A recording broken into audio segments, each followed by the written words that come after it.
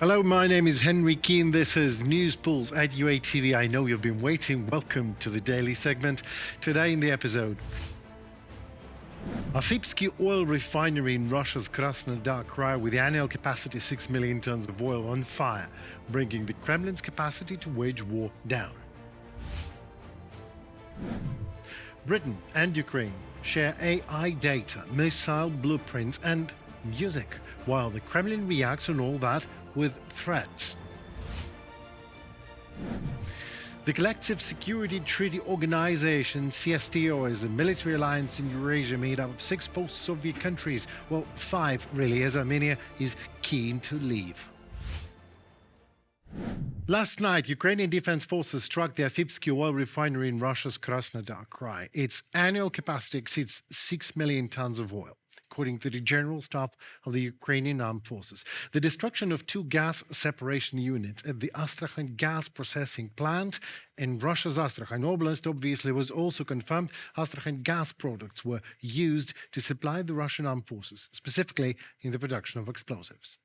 Over $3.5 billion in damage and 1.7 million square meters of destroyed warehouse spaces are the consequences of the systematic attacks on key distribution hubs of Russian marketplaces, Wildberries and Ozone, which the enemy massively uses to supply the Russian army. According to analysts, more than 15 large logistic complexes in the Moscow and Samara, Dagestan and other regions were hit. Wildberries lost a quarter of its total warehouse capacity, and the zone so far lost just about 8%. Along with the premises, millions of items of property are gone with the wind, literally, from military equipment and workwear to imported microelectronics, communication equipment and auto parts. The shares of warehouse giants collapsed, plummeting by almost 30%, and the logistics of supplies for the occupying army in several regions were completely paralyzed. I think there are 3 things we need to do in order to end this war. One is to give military and financial support to Ukraine to increase its capacity for deep strikes, whether with missiles or with drones. And the reason for this is very simple. It increases the cost and the price of the war for Russia. And we can see that now in the sense that 65% of the Russian population wants to end this war. And, hitting logistics centers like Wildberries increases it with an additional 10%. So if your question is, do I think this is sensible military strategy from Ukraine? My answer is yes, it certainly is. Indeed it is. And there is nothing more powerful than a deliberate tactical partnership when both parties have a strategic interest in each other.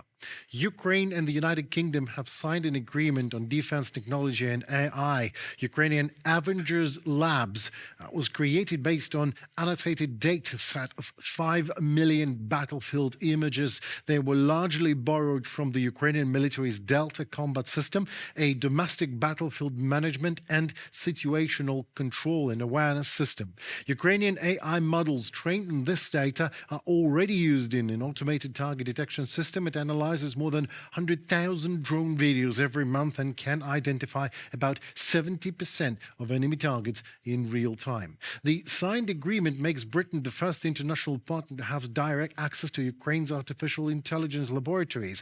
And under this agreement, the UK and Ukraine will cooperate on pilot projects like fiber optic cables technology, AI-based sensors to protect military facilities, and research on low-power artificial intelligence chips for drones and autonomous systems.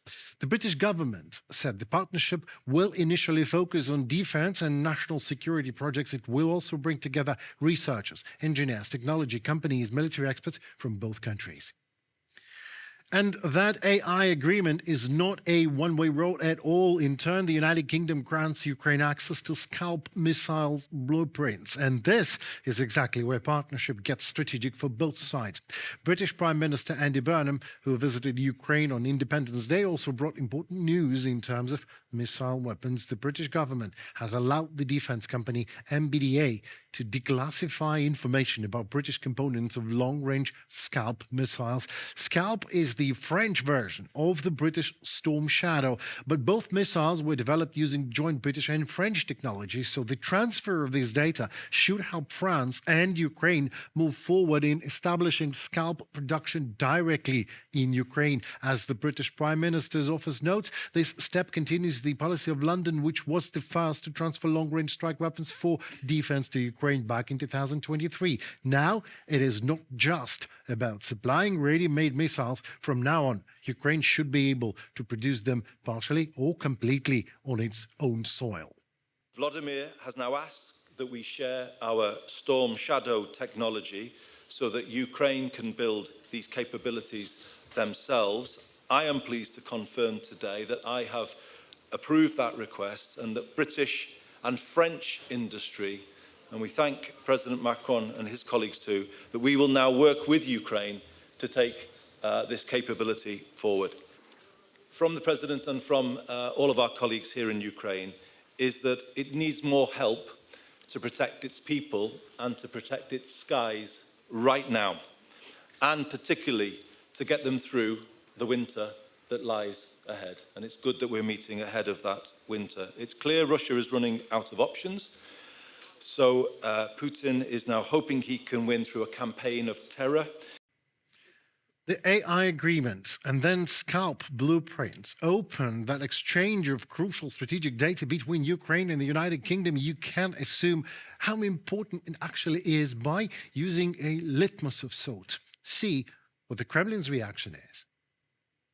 British drone factories could face a paramilitary response for transferring military blueprints to Ukraine. Andrei Fedorov, Kremlin advisor, in a comment to BBC Newsnight.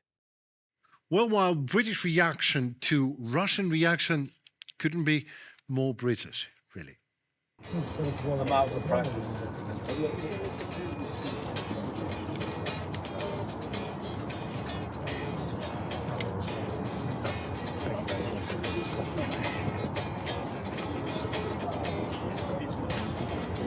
I won't sing because they're all bleeding or filming. Yeah. The Collective Security Treaty Organization, CSTO. This is a military alliance in Eurasia made up of 6 post-Soviet countries. Now, Armenian Prime Minister Nikol Pashinyan long was looking for a way for Armenia to leave it and find its own way. And after the United Kingdom and Ukraine extensive military collaboration, this is yet another bitter piece of news.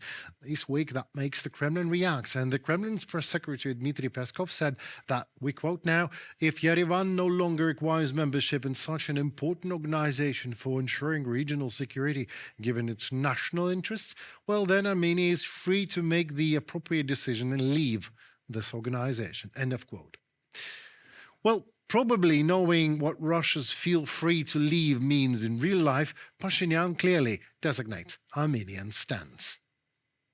I can say with all certainty, we will not intensify our work in the CSTO. Discussions are ongoing within the organization, and the country could be expelled. I will be very happy if the organization decides to expel Armenia from the CSTO. This will free us from the dilemma of to leave or not to leave. Nikol Pashinyan, Prime Minister of Armenia.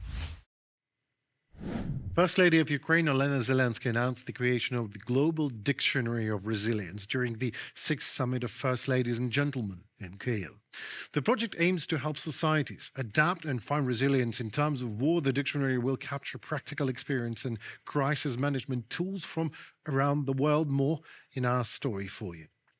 Peace 2026, Finding Strength in Times of Uncertainty, was the theme of the 6th Summit of First Ladies and Gentlemen in Kyiv. The summit focused on finding resilience in the face of war, occupation, and aggression. Ukraine's First Lady Olena Zelenska emphasized the toll that the war is taking on people. Constant shelling has not become something Ukrainians are used to, but it has become part of their everyday lives. The contrast between war and life continuing surprises only those who have never been to Ukraine. The ability to adapt to the conditions of war, stress, trauma, or profound change, to withstand their impact and recover, is known as resilience. 3 years ago, at our 3rd summit, we took our first steps toward exploring this issue. At the time, we focused on mental health in Ukraine after Bucha and Mariupol. Even then, 80% of Ukrainians were experiencing stress.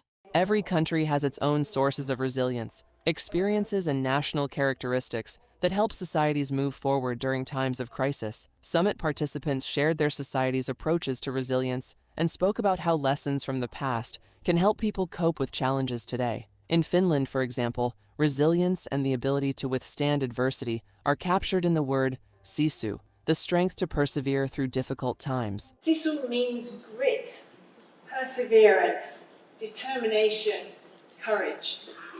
The ability to keep going when ordinary resources are no longer enough. It's the very essence of resilience. The word sisu comes from sisus, which can mean the interior of a place or of a person. So sisu can really be thought of as inner strength, or having the guts never to give up. The concept of sisu appears to have been around for centuries, but the term became more widely used in the early 20th century. Estonia's First Lady also spoke about her country's experience of confronting a totalitarian regime. Estonian society has a strong memory of the consequences of Russian occupation. Today, the Kremlin continues to use cyber attacks against European countries. One of Estonia's responses to hybrid threats is the government's Tiger Leap program. Its goal is to bring computers and internet access to schools on a large scale and teach children digital skills. We taught our society to understand new technologies. That became a key part of our resilience. New technologies also strengthen resilience in Ukraine because schools and government services continue to operate. I call for educational initiatives that will help empower future generations. At the initiative of Olena Zelenska, a unique dictionary of resilience has also been created. It brings together concepts, practices, models, and cultural frameworks through which different societies explain their ability to withstand crises, support one another, and continue moving forward. Reported by Victoria Chistiukina, UATV News. Well, that's it for today. My name is Henry Keen. We are UATV. We all thank you so very much for your time and for watching our segment. We do feel it and appreciate your time and effort a lot.